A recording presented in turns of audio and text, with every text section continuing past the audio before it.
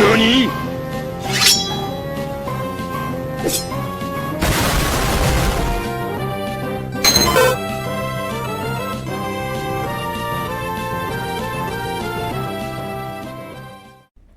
Hello guys, and welcome back to another episode of Pokemon with Ditto and me. So, welcome back to the second installment of the Crown Tundra metagame analysis. This time, taking place in Ubers. So, we're gonna take a look at the top threats in Ubers and my personal wildcards against them. Or, sometimes I do run meta sets, but I usually do want to use my wildcards, just to say. So without further ado, let's jump into the Ubers metagame Crown Tundra analysis, shall we? Also, just a quick note. I'm sorry that the other video in the series, the first video about OU, is now unfortunately outdated just because Kyurem Black and Zygarde are now banned under Smogon. So that means Kyurem Black is no longer the king of OU. So, yeah, that's that. So, let's go back to the Ubers, shall we? To kick things off, the king of the tier, pun absolutely intended, is obviously Calarax Shadow Rider. This Pokemon is so broken. First of all, it has a blazing fast speed stat of 150, which outspeeds even Zausian, paired with a monstrous 165 special attack stat. Allows it to hit extremely hard on the special side. And with that fast speed, it might even threaten Zausian itself. Its moves are nothing to scoff at as well. Spectrier was, didn't have a fantastic move pool, but Calarax Shadow Rider got one of the most spammable moves in the entirety of Pokemon history, with the move Astro Barrage, a move with 130 base power with no drawback, which is insane. Run it with a Focus Sash and Substitute to prevent Sucker Punches, and that thing can absolutely shred an opponent's team. That's why every single team runs a Yveltal with Sucker Punch, as shown on the screen. This is the standard Yveltal set, I guess, for Ubers. So this is pretty odd here, just because Yveltal is resorted to more of a defense/supportive role here. So with Oblivion Wing, you can get some recovery. You can swap out Oblivion Wing for Roost, to be completely honest. Knockoff to remove items, obviously. Heavy Duty Boots plus Defog for hazard removal support. And of course, Sucker Punch from the omnipresent Calarax Shadow Rider. Pretty standard set. Speaking of Pokemon that have weird roles, the Weather Trio, Kyogre, Groudon, and Rayquaza, all lost their more powerful forms, their Primals and their Megas respectively. So they have to resort to their normal forms. That allows for Kyogre to hold a Choice Scarf and absolutely spam with Water Spout. With a 150 base power move, with the Choice Scarf to outspeed most opponents, and obviously, under the rain and the stat boost, and the absolutely destroying 150 base special attack stat, it can absolutely shred through anything that doesn't resist it. In fact, the only two Pokemon I think that can reliably check it are Specially Defensive Eternatus and, of course, Polkia, which stops it completely and shuts it down with Thunder Wave. One of the most common Pokemon, despite having two meta monsters, namely Kyogre and Calarax being reliably able to check it, is Necrozma Duskmane, which is unsurprising. Necrozma Duskmane, I would say, is the only safe switch-in on a boosted Zausian, that's for sure.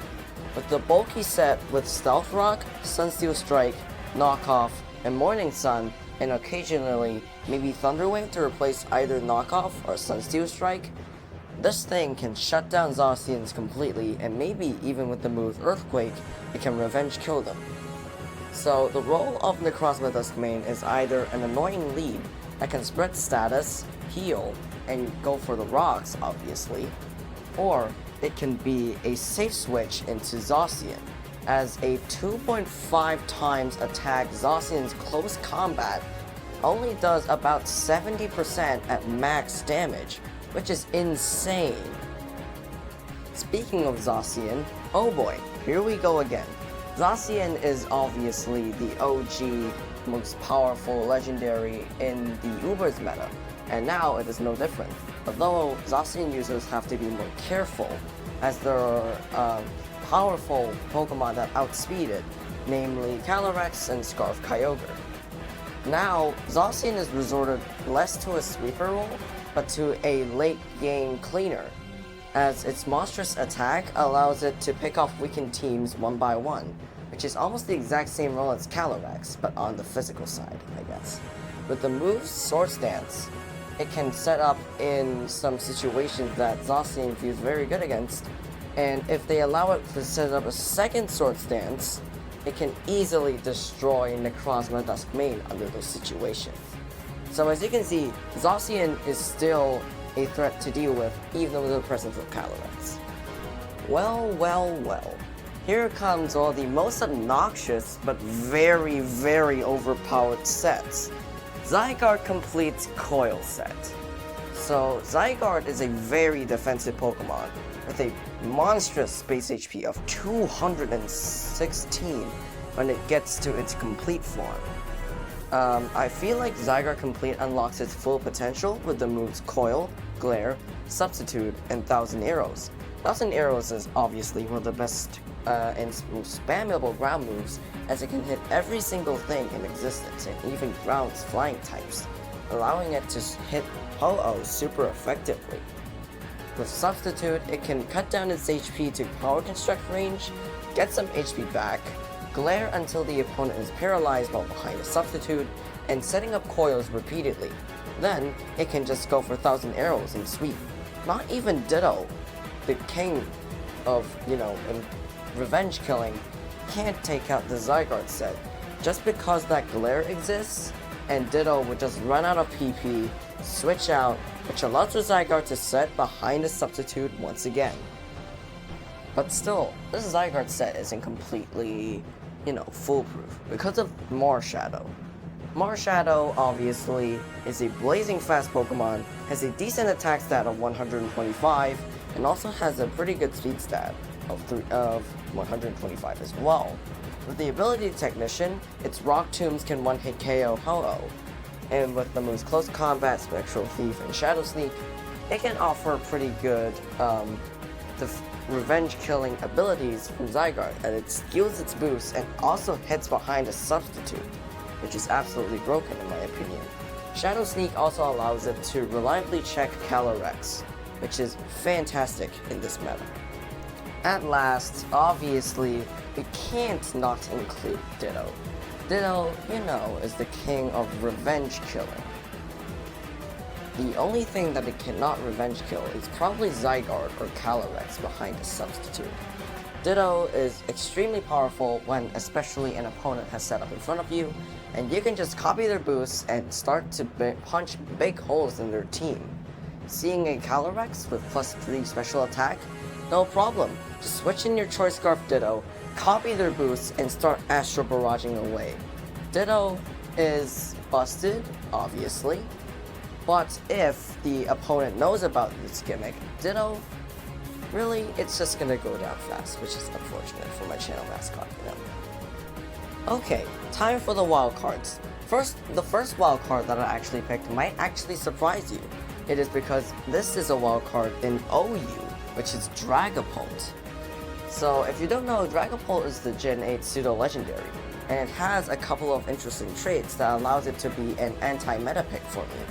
First of all, it has a very, very high speed stat of 142. Obviously, it doesn't outspeed Calarax, but with the Focus Sash and Thunder Wave, it is guaranteed to almost outspeed anything in the entire game, with obviously max speed here. So with Thunder Wave pairing up with Hex, it can deal big damage, especially that's a 130 base power ghost move coming off of your base 100 special attack. And then we have the move Draco Meteor, and obviously, as you can see, the ability Infiltrator, which allows it to hit behind Substitutes to potentially counter a game-breaking Zygarde. And of course, Sucker Punch to handle Calarax, or just to get some priority damage off. Next is specially defensive Polkia. Well, technically not specially defensive, just bulky Polkia at this point. So Polkia is commonly known as the only Pokemon that can stop Kyogre's onslaught. So this set is pretty unorthodox, I would say, just because normal Polkias run max speed. This Polkia set is more of a support role set, dealing decent damage in the opponent's team, maybe getting rid of their lead, and also getting rid of Ferrothorn, which is great, obviously. So Spatial Rend, Fire Blast, and Hydro Pump are just its coverage moves here. Thunder Wave is the real crippling factor here about Polkia. So it can live 2 Kyogre's Water Spouts, get a Thunder Wave off, and start slashing with Spatial Rend so that Kyogre's Water Spouts will become less and less powerful, which is a very, very good quality in a Pokemon, especially when you know that Scarf Kyogre is literally everywhere right now. Next is a member of the Creation Trio once again, Dialga. This set in particular is a Trick Room set with the moves Draco Meteor, Fire Blast, and Earth Power as the main damage dealing moves. The Life Orb is obviously there to increase its damage output. And coming off of that base 150 special attack stat, it's gonna hit pretty hard, even against Necrozma Dusk main. Bonus Dialga big sweep at the end of the video, by the way. Next is the severely underestimated Calarax Ice Rider. Calarax Ice Rider is usually overshadowed by its Lispy twin, Calarax Shadow Rider, which makes sense, just because Calarax Shadow Rider has intense and immense immediate power, and allows it to dish out heavy damage very, very fast. But Calarax Ice Rider, it plays more of a defensive set here. With 150 defense and 130 special defense, it's almost guaranteed that it lives a hit either way. And with the moves Trick Room, Close Combat, Glacial Lance, and High Horsepower, it can easily set up a Trick Room in the face of a super effective attack, get its weakness policy off, and start dealing big damage in the opponent's team. I tell you, this set is really, really powerful. As long as you get rid of those pesky Yveltals that plague you with Sucker Punch, it can absolutely go to town.